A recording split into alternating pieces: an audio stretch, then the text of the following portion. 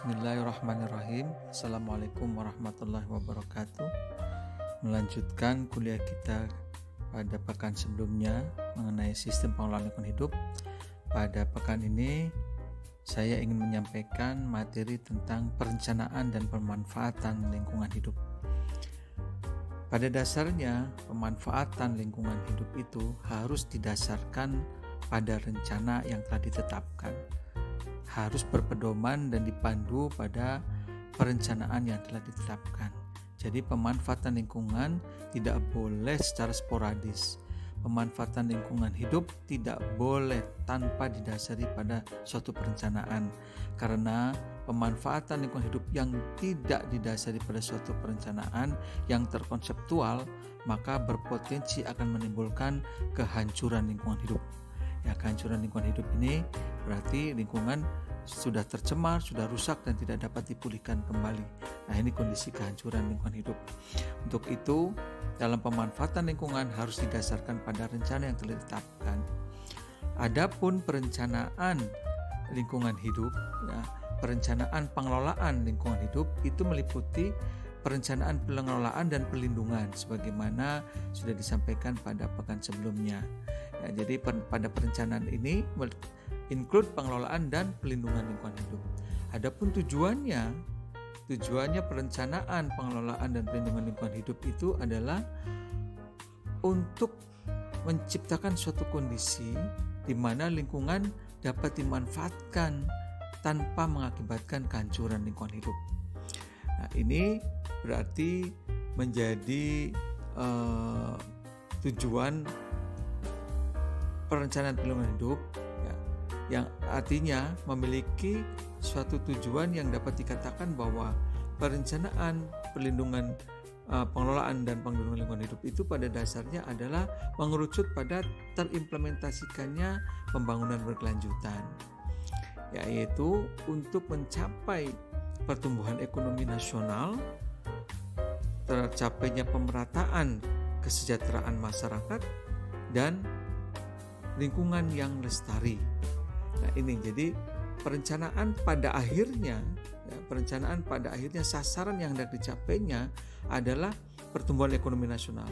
Tercapainya pertumbuhan ekonomi nasional, pemerataan kesejahteraan masyarakat, dan atau tanpa mengakibatkan kerusakan lingkungan. Artinya tercapainya kondisi lingkungan yang lestari. Jadi masyarakat sejahtera, negara dikatakan sebagai negara yang mampu, ya, negara kaya, tapi tanpa mengakibatkan atau kondisi lingkungannya tetap lestari. Nah, ini tujuan daripada perencanaan.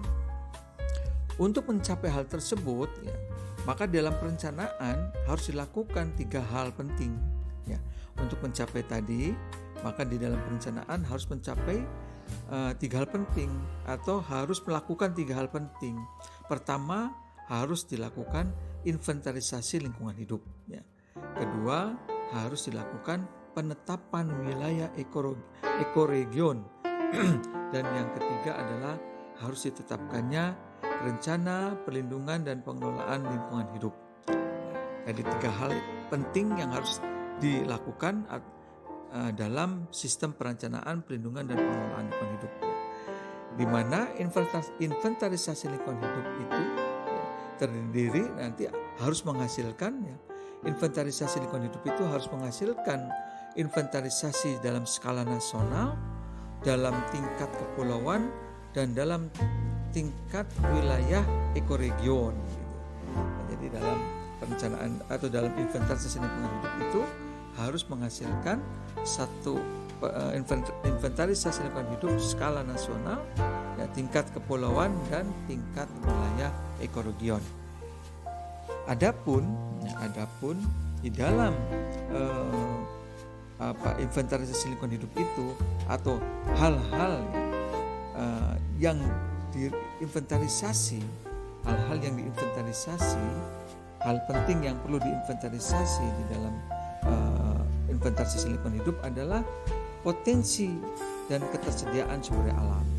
Nah, jadi daya dukungnya, yaitu potensi dan ketersediaan sumber daya alam.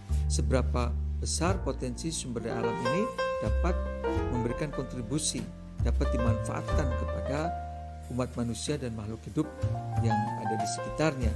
Nah, ini harus diinventarisasi, harus disensus. Nah, ini memang membutuhkan biaya yang besar dan teknologi yang tinggi. Tapi ini harus dilakukan untuk menghitung seberapa potensi sumber daya alam di wilayah di negara kesatuan Republik Indonesia ini, ya, sehingga sumber daya alam ini dapat dimanfaatkan untuk mencukupi kebutuhan hidup masyarakat Indonesia dan dapat meningkatkan perekonomian nasional. Nah, ini harus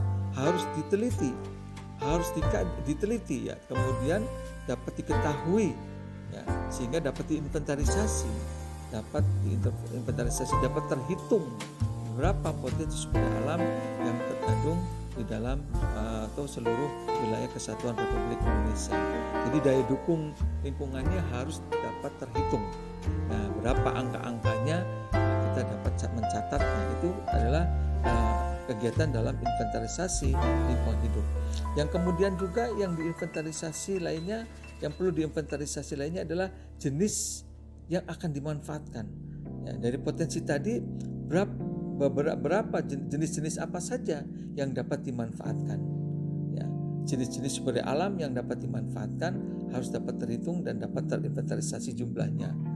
Kemudian sumber daya alam tadi sudah dikuasai belum oleh masyarakat atau sudah dikuasai oleh negara.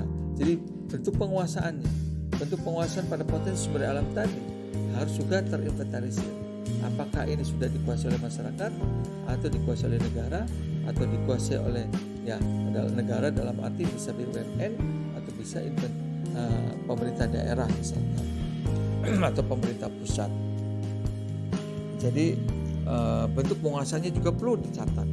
Dari potensi sumber daya alam, jenis-jenis sumber daya alam yang dapat dimanfaatkan, kita cek, kita lihat, kita inventarisir berapa yang sudah dikuasai, siapa yang menguasainya.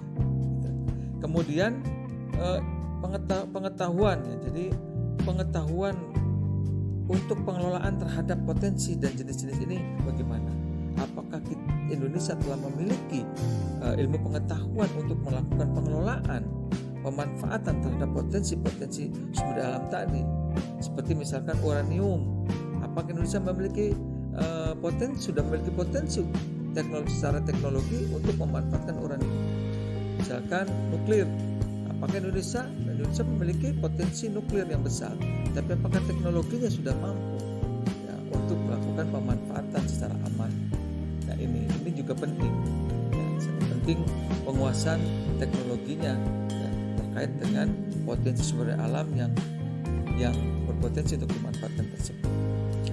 Kemudian perlu juga diinventarisir, perlu juga didata mana kondisi lingkungan hidup yang rusak, yang sudah rusak, yang sudah kritis. Nah, itu juga ditata.